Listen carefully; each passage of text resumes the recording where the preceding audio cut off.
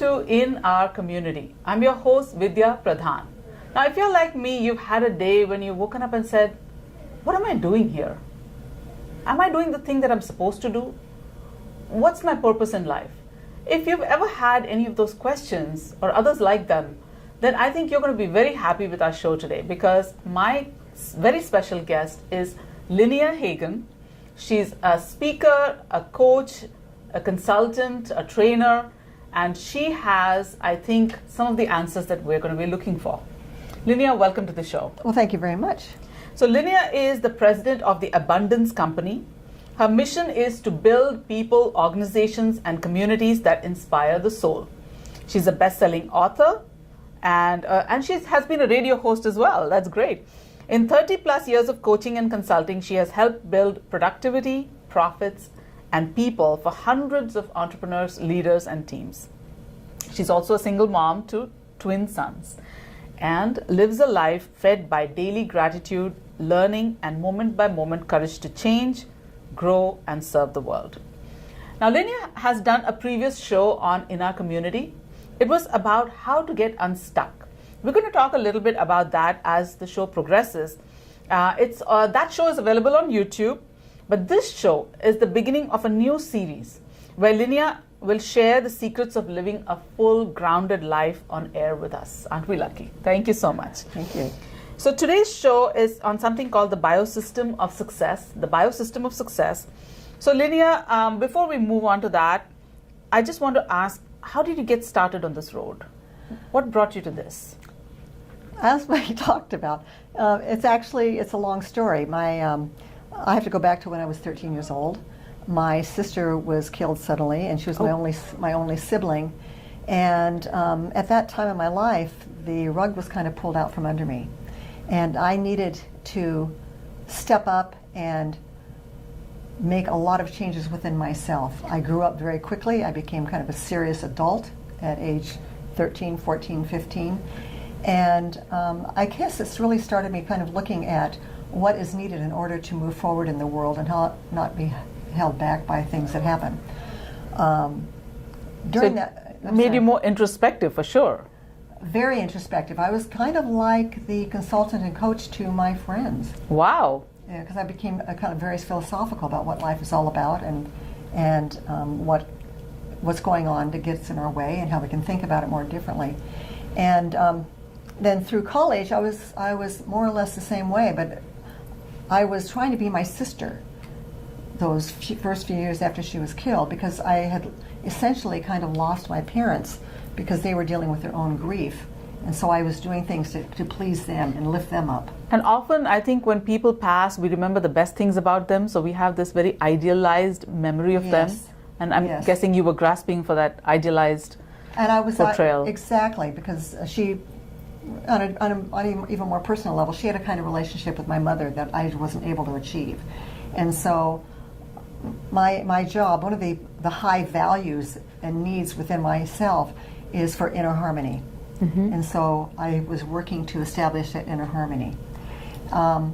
So in college, I made some really stupid mistakes, but I ended up graduating and actually getting a double major, and ended up in California because all this other stuff had happened in the Midwest. Mm-hmm.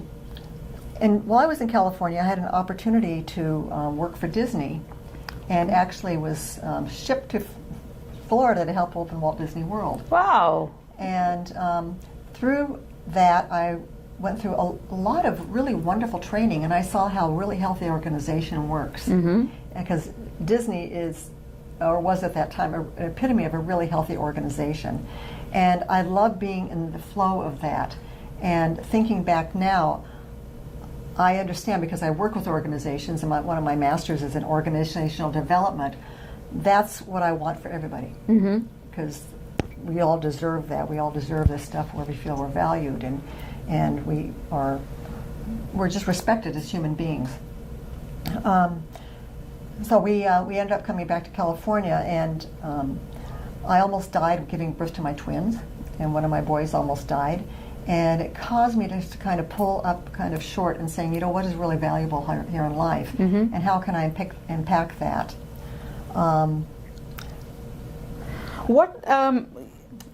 when you encounter people to whom who need your help, what is the single most concern that they seem to have? What's the most common one? I can't get anything done. I don't have any time. I've got people here working for me that don't seem to be very productive, or I've got somebody I would like to elevate to a manager, but they have some issues. And mostly the consulting you do is business related.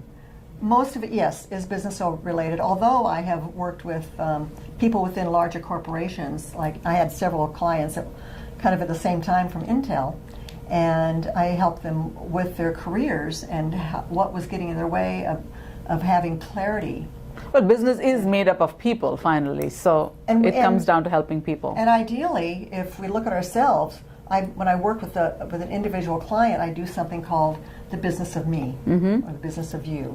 If we approach ourselves as a business and how we relate to our finances and how we relate That's to true. relationships. That's a good metaphor, yeah. The customers that we serve, because we all serve somebody, right? That's right, yeah. And how to draw healthier people into our business, and how That's to keep a it great way of healthy. looking at it.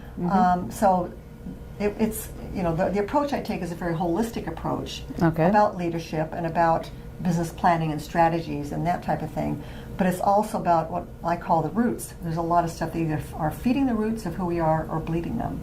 So let's get started on today's show, which is on the biosystem of success. First of all, tell me the origin of this word, biosystem. I think we were just talking about how interconnected our lives are, right? Exactly. I started out naming it the ecosystem of success. In fact, it's still on the website ecosystemofsuccess.com. As I was looking, I thought it's not really an ecosystem because each of these parts are not feeding something that makes other parts of it grow or healthier. It's a biosystem because there's all kinds of things that are tied into making this whole organism larger and more fruitful.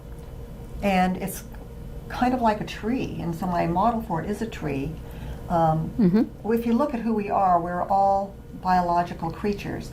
We're either needing to shed something in order to grow bigger, or we need to feed ourselves with something to grow bigger, or we need to have a master plan or master purpose that grows us up to be higher.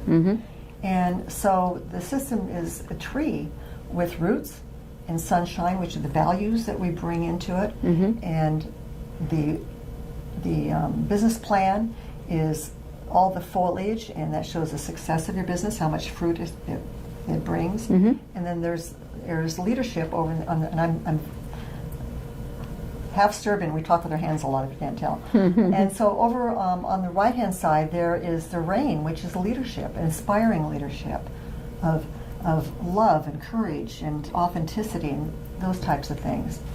But the part that really supports it and goes deep into the roots, but also carries the whole system up the top, is higher purpose.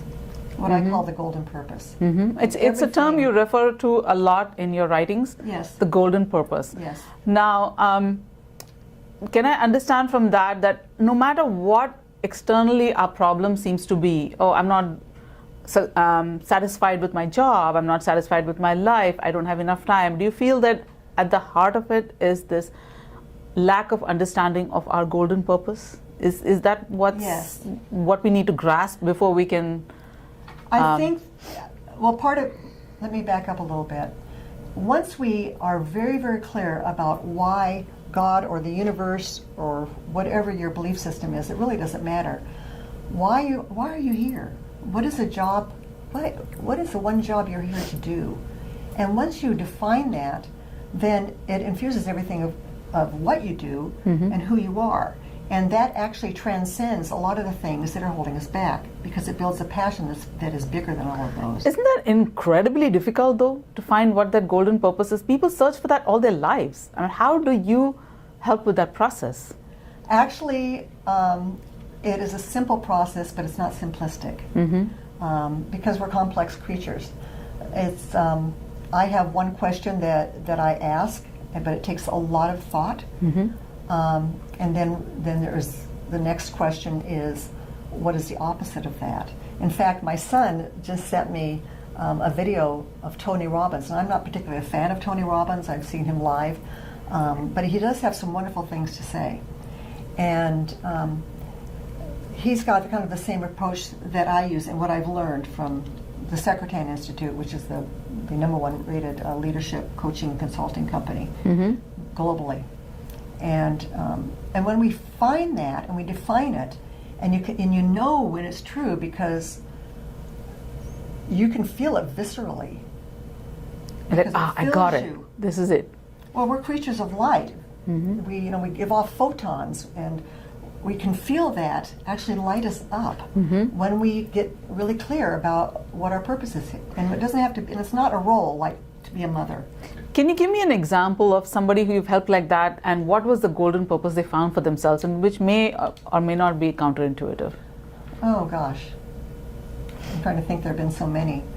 Well, I like to go back to one client that I had for several years. His name is Bob, and Bob has a software company, and we worked on a lot of things together.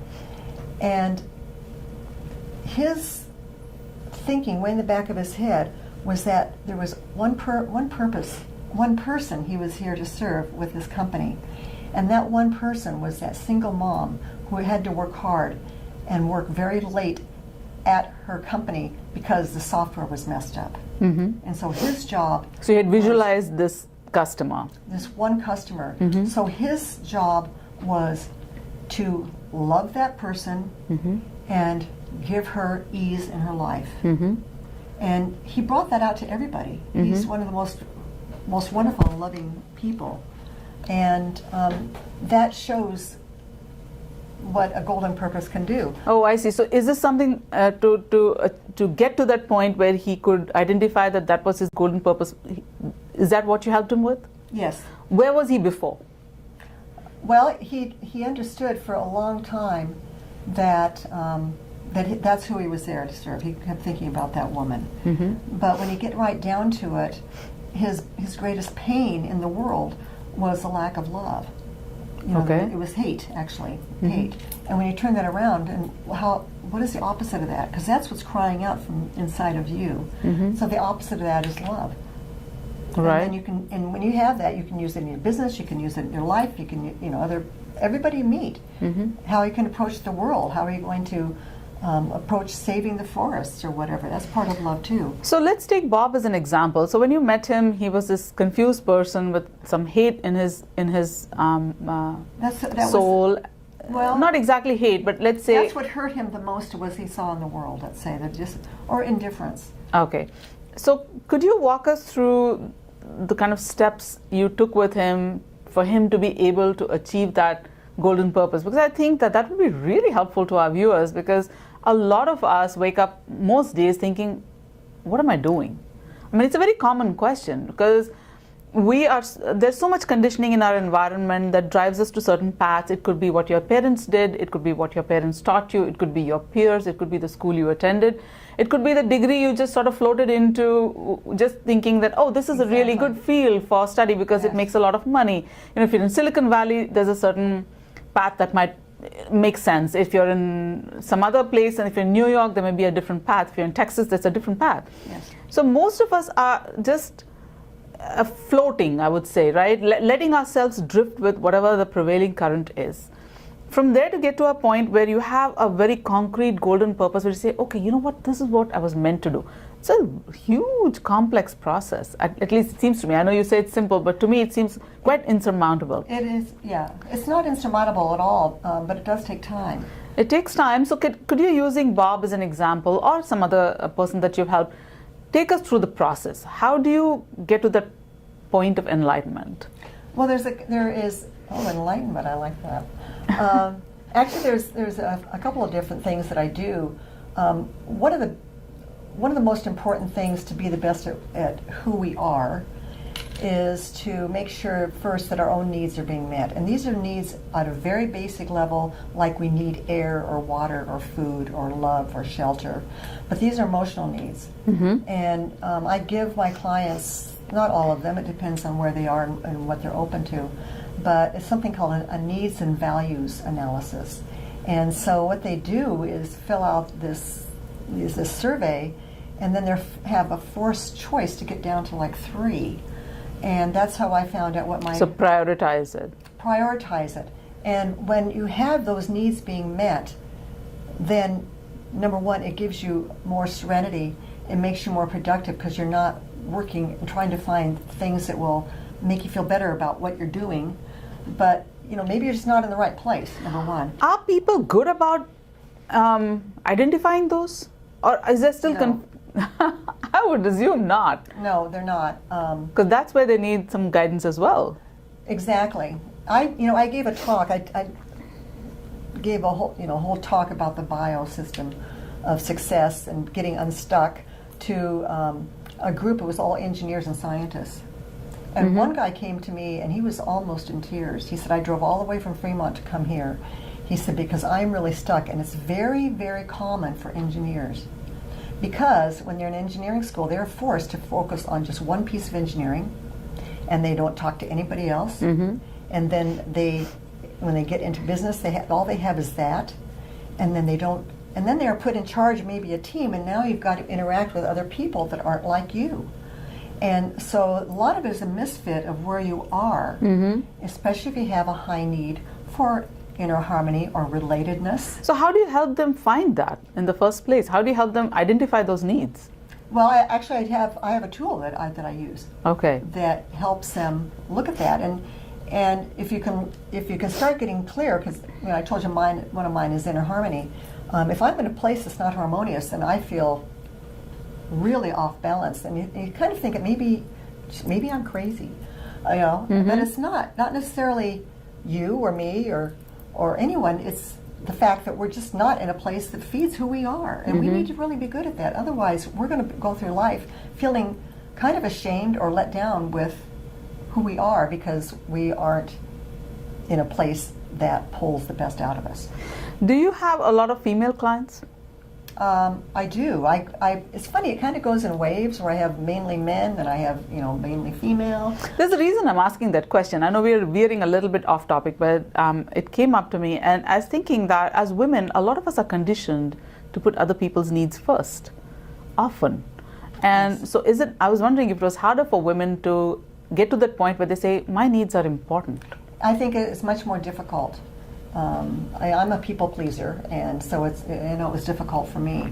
Well, luckily, one of the first licenses I got when I first started my coaching work back in 2002 was for something called extreme self-care. And extreme self-care, in fact, I taught this through the extension program at San Jose State, and it was all women. And extreme self-care goes back to that concept of putting your own oxygen mask first. Exactly, I use that help others. Or analogy often. Yeah, exactly. Fill up your bucket, and then you can share. But extreme self-care goes back to, and it's all part of the biosystem of success. The 9 environments of who each of us is, the 9 environments of you, with our spiritual environment, and our network, who we're connected to, and our social environment, our physical environment, our house, and what we're dealing with is most people have a whole world of who they are filled with nothing but tolerations. And if you're just tolerating stuff, then that's not healthy for you. And I'm guessing that most people aren't even aware of all the networks that surround them. It's amazing. There's our own DNA, there's our family network, there's our financial environment. There's a lot of different environments that make up who we are. And when I've worked with entrepreneurs, one was this very successful attorney, and we started looking at this, and I said, what's getting in your way? After we did a little business planning and that type of thing, and we started looking at it, and same with Bob, who had the software company. What's getting in your way? And people are just putting up with all kinds of junk in their lives. Yeah. Very little things make a big difference. For instance, can I just break up one instant? Yeah, I'd love it. A professional, she was like an engineering manager or marketing manager for Intel, and wanted to make some changes in her career, and we came up with a plan on how to move to a new career to make wine, which she'd never told anybody before. It was really fun. How to have a winner. So she wanted to go from a tech career to a vintner. Be a vintner. And so she said, I'm exhausted when I get to work. And I said, so tell me how your morning starts off. And I just love this story. And she goes, well, I get up in the morning and I make coffee, but I've got this really horrible coffee maker, and sometimes it works okay, and sometimes it doesn't, and sometimes it turns off. And I said, Tanya, how much would it cost you to go down to Orchard Supply and buy a coffee maker? $15? So she bought this coffee maker, and she started clearing out all these areas of her life, these little Can you believe it? tolerations. We talked the next week, and I said, so how are you doing? And she said, I cannot tell you what a difference that coffee maker has made in my life, because you're starting off the morning frustrated, and your brain can only process 3 things at once. So you don't need to have it processing that cruddy coffee maker when you've got so many other things on your plate. Absolutely. So get rid of it. I think that really makes me realize how much we live lives in a reactive manner. That we're just reacting to stuff. We're not being proactive about the things that we need to do. And I think that's where you help the people get unstuck. Right? There's 2 different ways to be in the world, basically. In a reactive mode or a responding mode. If we take care of the things that may cause us to have a reaction, right, then that clears away, and now we are free to respond. And which is a much calmer way to live life. It is. It's a toll. It's a big toll. It's a big toll. I mean, there isn't a lot of control we have over so many elements of our lives. It's nice to be able to exert it on the things we can change. Exactly. Right? Absolutely. This is a great moment to show our viewers your book, which is Stuckness. Let's take a quick look at it. So this is Lynnea's book on stuckness. It's a little how-to kind of thing where she gives these really short messages of things that you should be aware of, like this coffee maker, that this will help you take a look at your life in a more responsive way rather than a reactive way. Maybe take some notes and figure out what's going on in your life if you don't want to directly interact with Lynnea. Exactly. This is a great way to take a quick peek at your own life. It's called Stuckness. How is it available? How can people get a hold of this book? It's called, the full name on it is Lynnea Hagen on Stuckness. It is available on Amazon. Okay. Amazon it is. Right. Or you can buy it from me if you want to get in touch with me. It's Lynnea, Lynnea, at abundancecoaching.net.